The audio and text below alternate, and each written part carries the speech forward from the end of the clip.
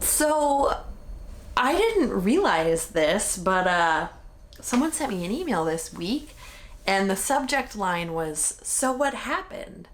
And then in the message, they explained that they had just found BQ or Bust because their fall marathon got canceled, and they watched the entire thing, which, that's like hours of me crying about shit. So go you. But they were like, "What happened in Chicago?" And I was like, "What do you mean what happened in Chicago? Didn't you watch Dare to Fail?" And they were like, "What's Dare to Fail?" And I was like, "Oh, I never posted this video here." I'll explain in a second. Actually, here, enjoy this incredible little snippet of love made by filmmaker Michael Dillon.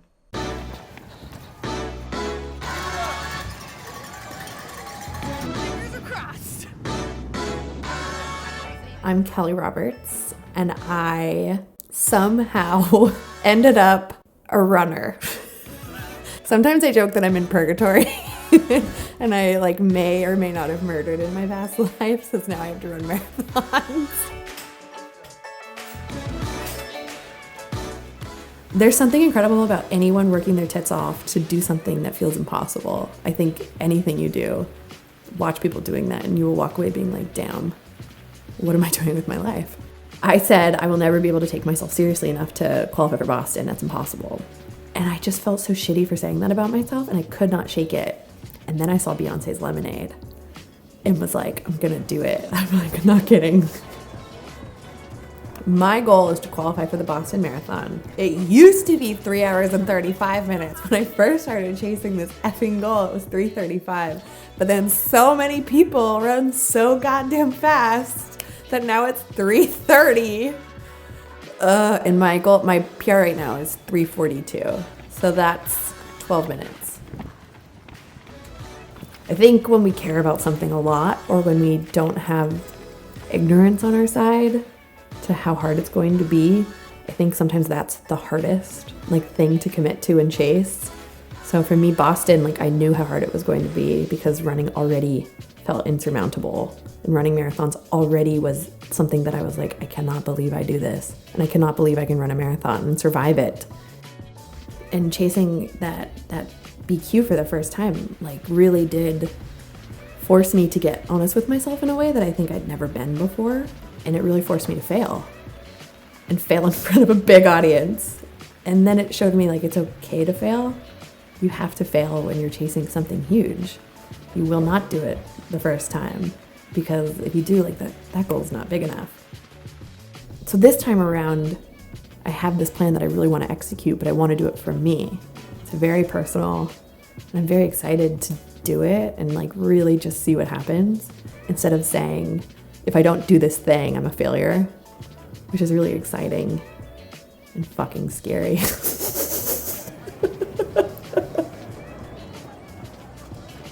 I think running really gave me purpose because it forced me to do something that I'm very bad at, and really acknowledge the fact that just because something is going to be twice as hard for you, you don't know where to start. You don't know how to do it. You don't feel like you have the tools you need to make it happen. You have to ask for help. Those aren't good enough reasons not to chase impossible or let yourself care. I think I really tried to make myself not care. I think I tried everything to soften the blow of failure, because it taught me how important it is to fail and not be afraid of it, and to fail wholeheartedly and then fail better.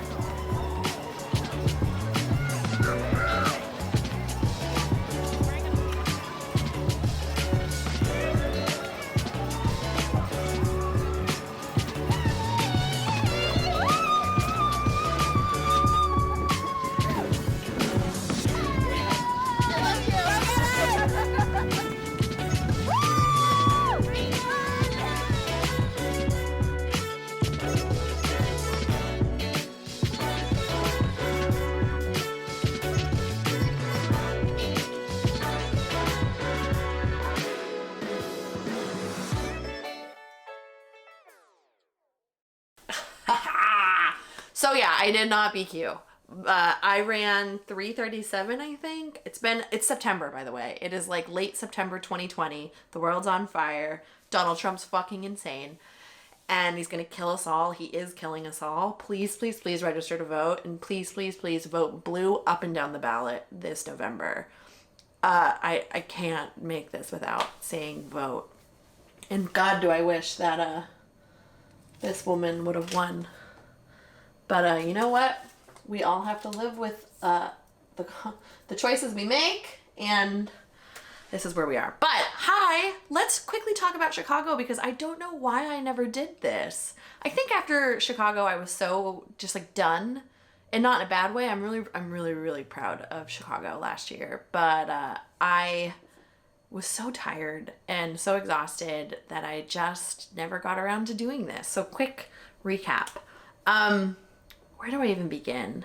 This all started, as you know, it started as a way for me to redefine what I thought I was capable of. And this whole journey of Beaky Robust, like, fully blew my mind, because I am not a former athlete. I didn't play sports growing up. Running is still to this day incredibly difficult for me.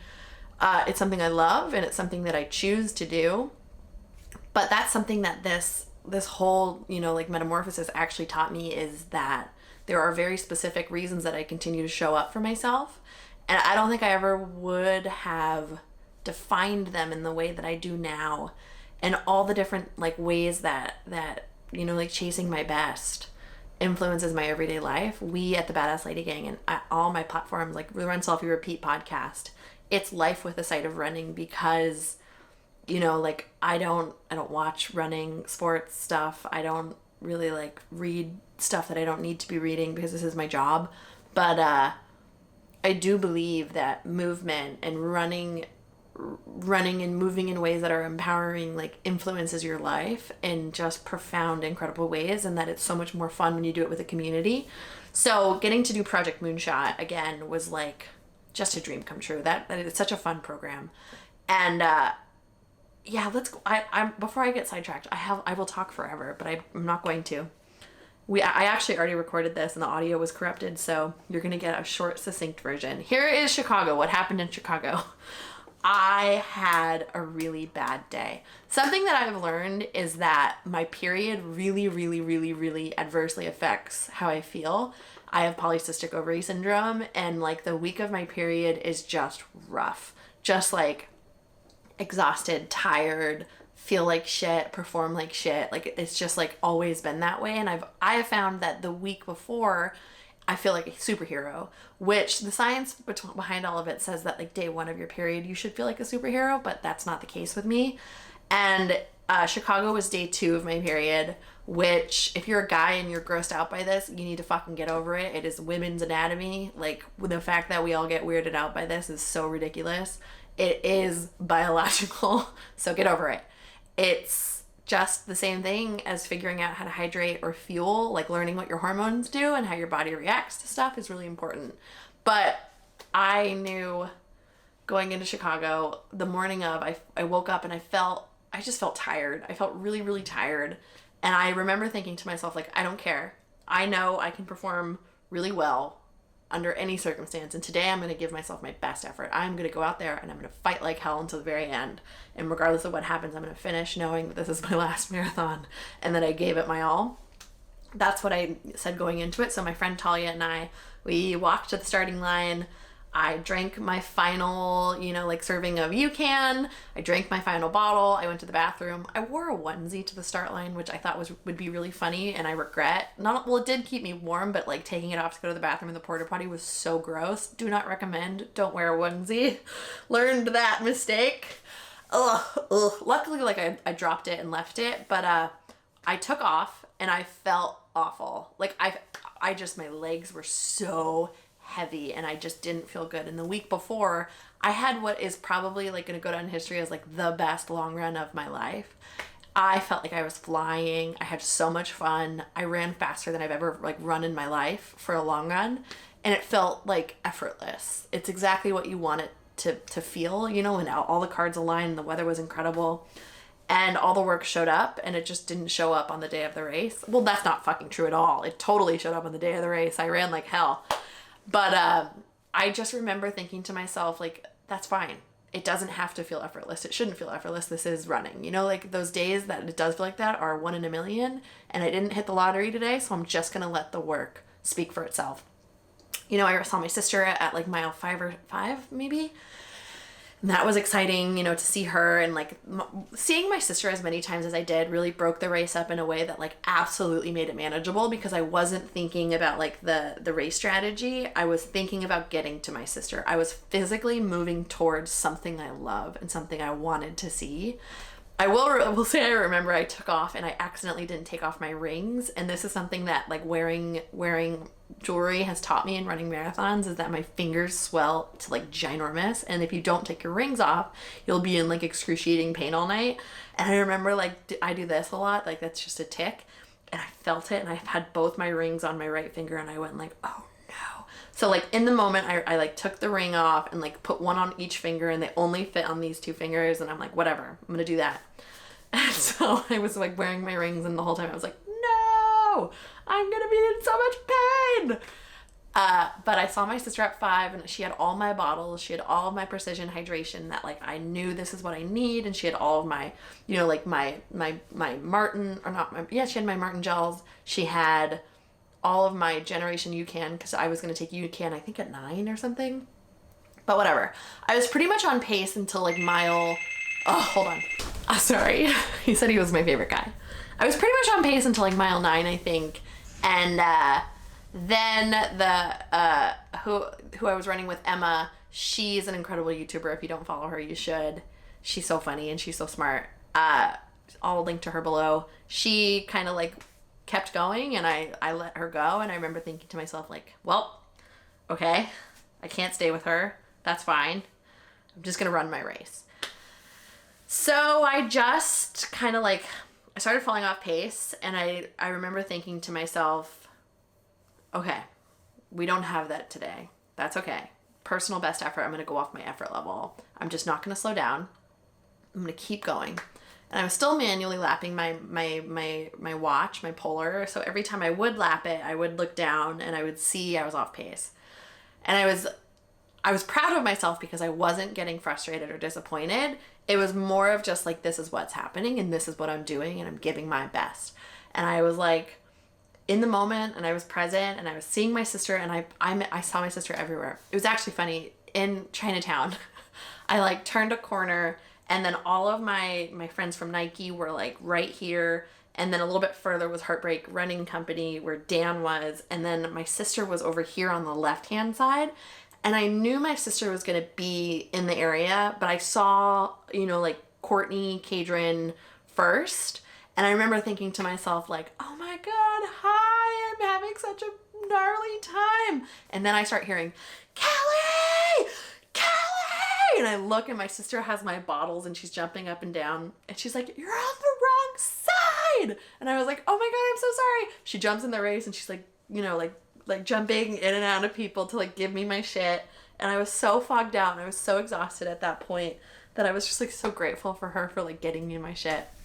And then I saw, you know, like more people, and it was just like, I kept telling myself like, do you have anything? Keep going. And then with like 3 miles to go, my AirPod, I was only wearing one, it died. But then my calves started to cramp. And I literally remember thinking like, I don't care if my calves explode. I am not going to slow down, because I'm never fucking doing this again. Which is funny, because my sister was holding a sign that said like, this is my sister's last marathon. I mean, like, I'm never doing this again. And maybe I will in a couple years, but right now, like, I feel no desire to do this ever again. I don't care to ever run a marathon again. I have done 10. They've changed my life, but my body hates it. Hates it. It hates it. And it took everything in me to just like stay where I was. And that final mile felt like the longest fucking mile of my life. Kelly! You got it! Come on, Kelly! Oh, usually she's Come on, Kelly! I am like 89% positive that final 1600 meters was actually like 18 miles. It took so long to finish the race. So long. But But I did. I finally crossed that line. And when I did, I like looked down and my shoes. I ran in new Nike Next Percents, I think they're called, the pink ones, which are incredible. But I'd never really run in them before. And before you like get all judgy and roll your eyes at me and be like, nothing new on race day. I do this all the time. You know, it's just a part of, you know, like being a athlete who partners with brands. Sometimes you get sent stuff the day before. It's happened many times, and sometimes it works out and sometimes it doesn't. It's just a nature of the beast. It's how I make my money, and you just have to make people happy. And for me, like, if I have shoes that are going to make me run faster, like, I'm going to fucking wear them, and I'm not going to buy them because they need to give them to me, which they did. But I finished and I was like, get these off my feet. Get my shoes off my feet. Like, I'm like almost crying because my feet were in so much pain because I tied them a little too tight. And the whole time my feet just like were screaming for like the final 10K, which I've run in them since, and like that's not the case. I just tied them a little too tight. And oh my God, I think it took me 30 minutes to go from the finish line. Well, I ran, once someone took my shoes off, like I literally just laid down and like laid there. Like I've never been in that kind of pain after a race like I was that day. I like literally couldn't walk. I had to like do the like the millimeter by millimeter shuffle to go get my bag, and I was like shaking and I had blue lips, and no one gave me a Mylar heat sheet, I think.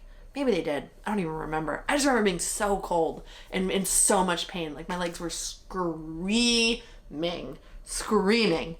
And yeah.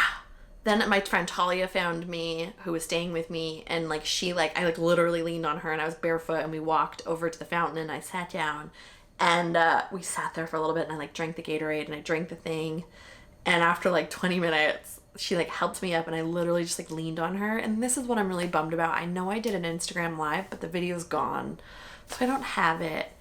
But to say I am like blown away by what I did that day is an understatement. And what I did in that entire training cycle, I am so proud of myself. And to say I'm a 3-hour 37-minute marathoner is like such an incredible accomplishment for me. I'm so proud. No, I didn't BQ, but like truth be told, had I BQ'd, I probably wouldn't have run Boston anyway, because I'm done. I'm tired.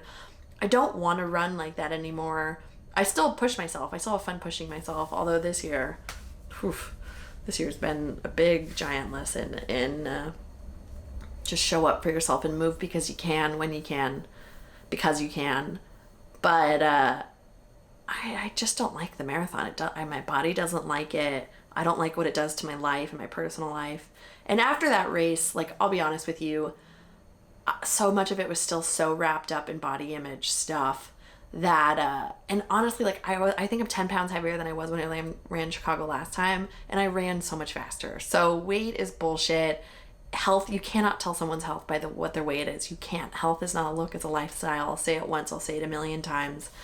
But I don't like how obsessive I get when I start racing like I do and running as seriously as I do and training, because it's impossible not to start like really hyper focusing on diet stuff and like trying to fuel yourself the way you want to fuel and whatever. But for me, it's a little triggering into like old, like disordered eating stuff. And for me, like after that race, I promised myself, like after this, I'm only going to work out when I want to, because I want to, because I can. Like, I'm no longer going to do this thing where in the back of my mind, I'm always thinking to myself, like, if I lost 10 more pounds, if I was doing this differently, well, maybe I'm just not trying hard enough, because I've been giving my best for a long time, and this is perfection. Like, this is what I need to be doing. I am like so where I need to be, and I'm done in that mindset of like, I'm not doing enough, because I'm doing more than enough, and I don't want to be in that space anymore. And I mean, then 2020 happened, and I was just like 2 months ahead of everyone else. So for me, like, one, I have so many people to thank. I want to thank Coach Josh, who like was my first coach, who gave me so many gifts and was such like a great source of like such a great cheerleader and so knowledgeable, and he was just a great coach.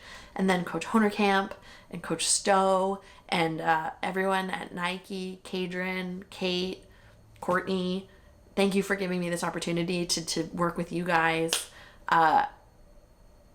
Thank you, Nikki, who gave me, you know, like she made it possible for me to have that you know, like VO2 max test and then the salt sweat test. That changed everything. Finish Line Physical Therapy, Michael, oh my God, what would I do without Finish Line Physical Therapy? Like my body would literally be broken. So thank you, Michael. Finish Line Physical Therapy is the best.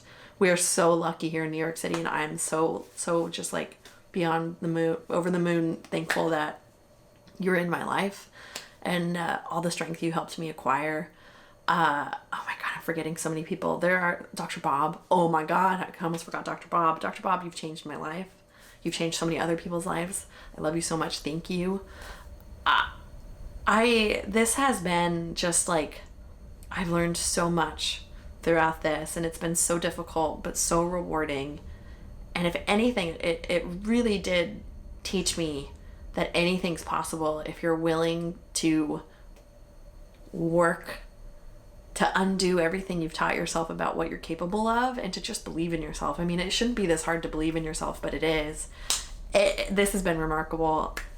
Even though I don't want to run another marathon, like the Badass Lady Gang, you know, like being where we are and getting to like create community and give everything I've learned over the years, and to now be in the coaching position I am, and to have the programs that we do at the Badass Lady Gang, it's the best. Which I never would have thought this would be where I would be when we first started this. Like I knew nothing. I was such a little baby.